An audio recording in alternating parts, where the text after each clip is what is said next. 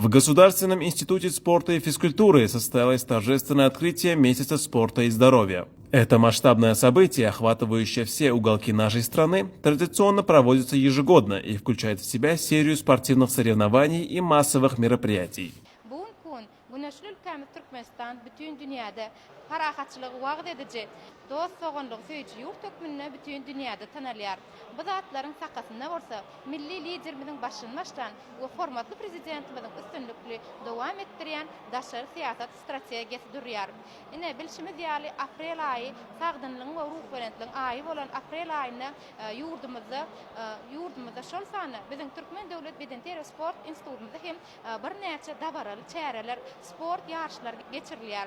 Yine hazır kuvatta hem bizim enstitüsümüzde sağlık ayı münasibet, April ayı sağlık ayı münasibetli qarışlı bakı bir taraf Türkmenistan halkara hizmetdaşlığın ve sağdınlığın yurda atlı sergisi almamal maslağıtı şol sanı bir neçe giyin gerimde sport yarışlar geçirilip dur.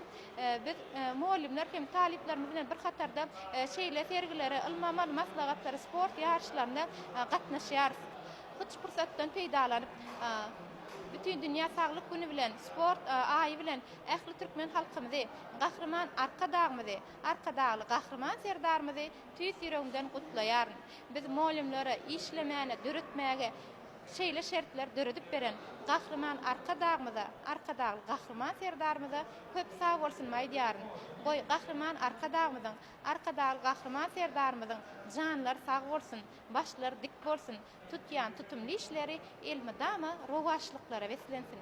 Праздничная программа началась уже в фойе вуза. Для гостей была организована выставка, на которой продемонстрировали достижения студентов и новейшие спортивные технологии, внедряемые в тренировочный процесс. В мероприятии приняли участие все вузы страны. Кульминацией дня стала официальная церемония открытия. Праздничную атмосферу создали яркие музыкально-танцевальные номера. Пусть этот месяц станет для каждого отправной точкой к новым личным рекордам и осознанному отношению к собственному организму.